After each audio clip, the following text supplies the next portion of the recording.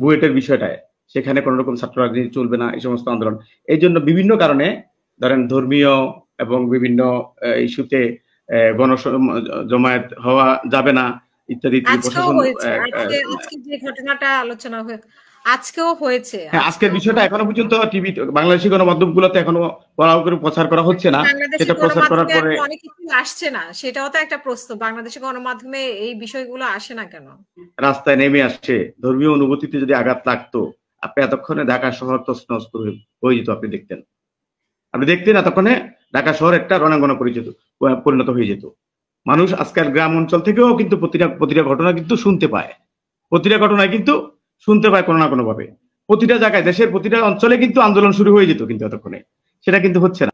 সে বিষয়ে আমি কথা বলবো। এখন মাননীয় প্রধানমন্ত্রী ওনার জায়গা থেকে কিন্তু সকল সময় সঠিক সিদ্ধান্তটা দিয়ে থাকেন। কারণ আমরা যখন প্রথমে দেখেছি যে দুই একটা বিষয়ে,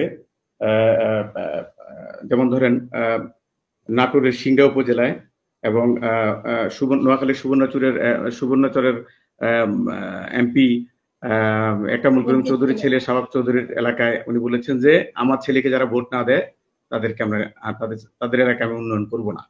তো এরকম বিষয়গুলো যখন আমরা টক শোতে এসে এবং মিডিয়া যখন প্রচার হয়েছিল, সেই কারণেই মাননীয় প্রধানমন্ত্রী বলেছেন যে শুধু হস্তক্ষেপ নয়, এমপি মন্ত্রীরা শুধু হস্তক্ষেপ তো দূরের কথা, এমপি মন্ত্রীদের কোনো আত্মীয় স্বজন নির্বাচন করতে পারবেন না।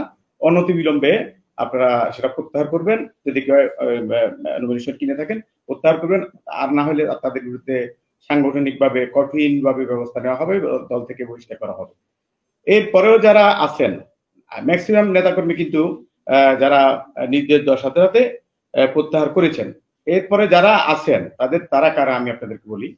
তারা আছেন যারা তার দলে কোনো পদ নেই, তারা আওয়ামী লীগের সমর্থক মাত্র, আর তাদের আসলে বহিষ্কার হওয়ার মতো, দল থেকে বহিষ্কার করার মতো কিছু নেই। আসলে তাদের পদে দপ্তরে তাদের নামই নেই, তাদেরকে বহিষ্কার করবে কি দিয়ে?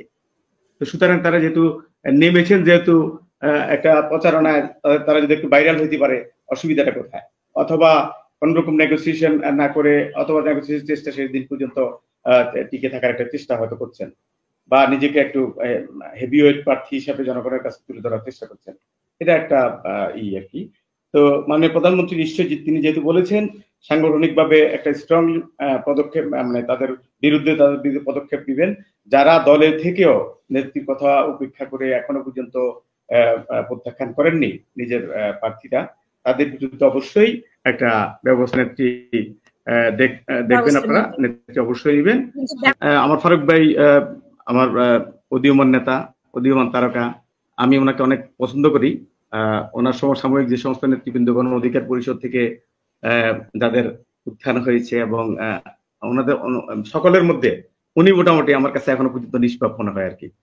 তো তারপরেও যদি কখনো সীমা লঙ্ঘন করে কথা বলেন, সেটা নিশ্চয়ই আমি বরদাস্ত করবো না। বিকজ অ্যাজ এ ধরেন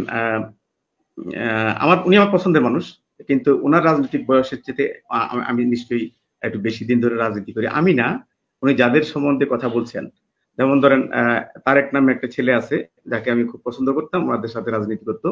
তারেক কিন্তু হাসতে হাসতে অনেক বিশ্রী ভাষায় কথাবার্তা অনেক টক শোতে আপনার এখানেও বলেছে অনেকভাবে, আপনি দেখে থাকবেন।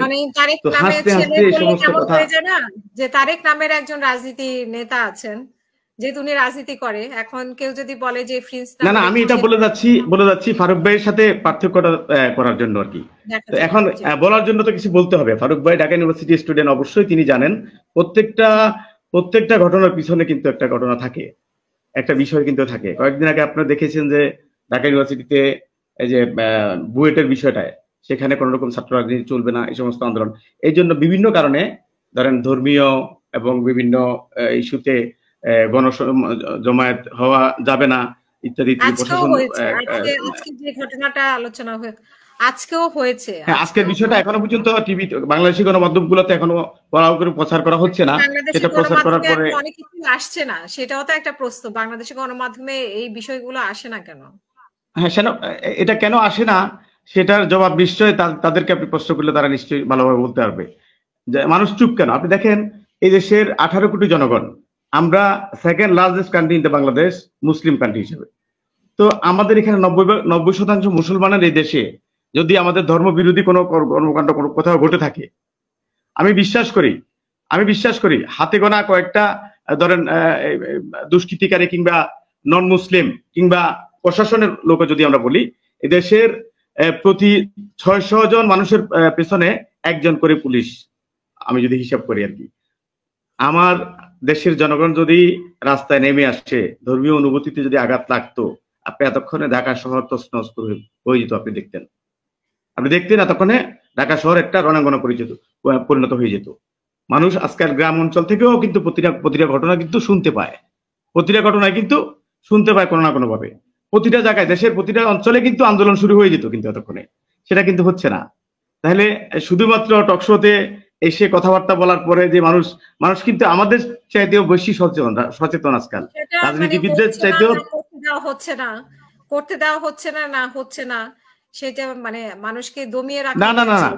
না, প্রতিবাদ করার যে ভাষা, এবং সাধারণ